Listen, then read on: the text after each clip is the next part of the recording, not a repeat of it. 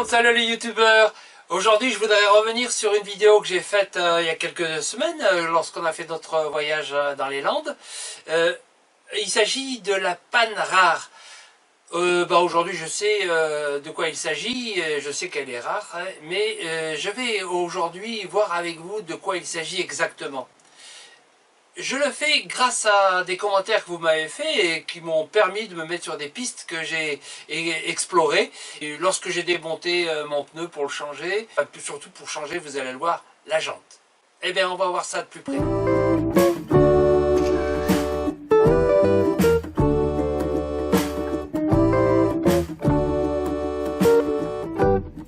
Je disais juste avant que les commentaires m'avaient aidé. Je vais préciser, en fait c'est Christophe qui m'a donné un commentaire précis puisque c'est un spécialiste de la chose, puisqu'il valide des jantes. Donc il a eu des propos qui m'ont permis de constater qu'il avait raison et j'ai fouillé le sujet. Je vais vous expliquer ça maintenant. Je vous propose d'abord un petit retour arrière sur la panne en question. Ça commence bien, premier matin, la roue à plat. Où la roue était à plat, mais pas seulement à plat, elle était carrément déjantée. Alors, une fois qu'on a mis la roue de secours et qu'on est allé voir le garagiste, ça n'a pas pu être réparé. Aussi, à la maison, on a découvert de quoi il s'agissait. C'était pas le pneu qui fuyait, c'était pas la valve, mais la jante. Vous voyez ici, les bulles que l'on voit apparaître sont des bulles qui sortent de la jante elle-même. On a donc constaté que la jante était en cause. Il fallait démonter le pneu pour voir cette jante. En effet, il semble que l'air s'échappe entre le disque de la roue et la couronne qui est emmanchée dans la roue.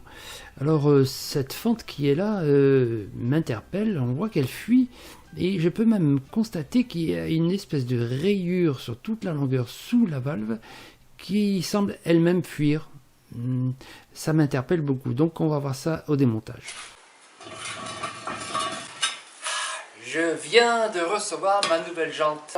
Je n'ai pas encore démonté le pneu, mais quand on aura la jante et que j'aurai enlevé le pneu, je pourrai voir derrière. Parce que ce que je peux voir ici, ce qui est sûr, c'est que la panne actuelle que j'ai là, elle se situe ici, c'est-à-dire dans cette zone-là.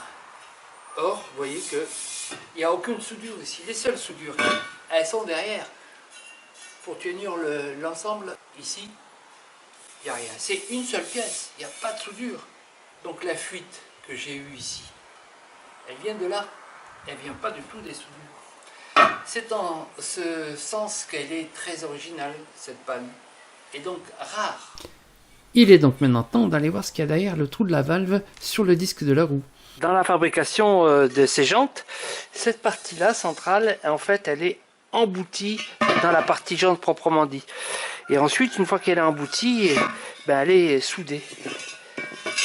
Et voilà, il y a des points de soudure réguliers tout le tour. Et ensuite, comme elle est emboutie, vous voyez, cette partie qui est emboutie, ça laisse des traces ici, par exemple. On voit très nettement qu'il y a une limite. Cette limite que l'on voit tout le long, en fait, c'est la limite de la partie qui est emboutie ici, de celle-ci de la jante. Ça donne un petit bourrelet qu'on voit ici très nettement. Et ce bourrelet, qui fait tout le tour évidemment, c'est une zone de faiblesse parce que ça fait un petit pli ici. Ce petit creux-là, c'est un petit pli. Et c'est donc à ce niveau-là, c'est sur le petit pli qui est là, qui a provoqué l'affaissement de cette partie-là et la fêlure qui est là. Et c'est donc bien l'affaissement du disque de la jante qui a provoqué un pli qui a cassé, on voit de l'extérieur ici, et de l'intérieur, cette partie métallique dont on voit même une partie écaillée. Si on cherche la cause de cet affaissement, on peut toujours imaginer que c'est un défaut de fabrication. Mais ça pourrait être aussi un problème lié à la charge qui est portée par le disque et qui serait exagérée par les routes, la qualité des routes, etc. Les jantes sont fabriquées pour une certaine charge. Par exemple, pour les camping-cars, elle est prévue souvent de 1,5 tonnes pour une roue.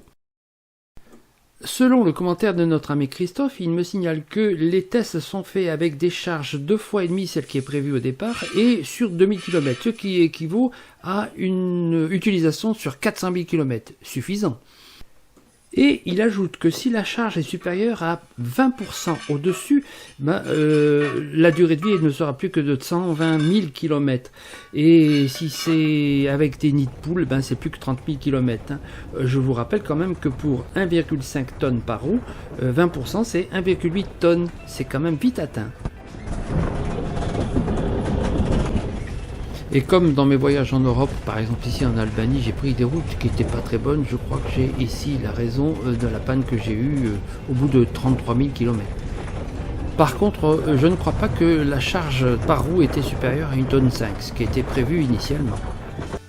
Et pour éviter ces problèmes, utilisez des jantes en alu si vous pouvez. C'est peut-être un peu plus cher, mais c'est plus silencieux, plus confortable et plus sûr en termes de qualité. Il ne faudra pas oublier la qualité de vos pneus et de vérifier leur indice de charge. J'ai déjà fait un tuto à ce sujet, je vous y renvoie. Voilà, vous l'avez vu, il faut être très attentif à la charge utile et la respecter dans votre camion, dans votre camping-car. Moi, je crois que en fait, ça vient de mon poids qui est un peu trop lourd, en plus peut-être d'un défaut de fabrication. C'est pas impossible. À vrai dire, j'ai pas vérifié quel était le poids sur le pneu et sur la roue du moins qui a failli. J'espère que ça peut vous aider pour vos choix futurs et de porter une attention particulière à la répartition des charges dans votre camping-car et au respect de la charge utile.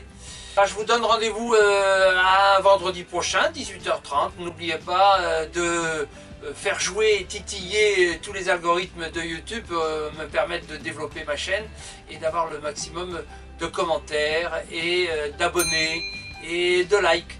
Je vous dis donc à très bientôt et merci de votre fidélité.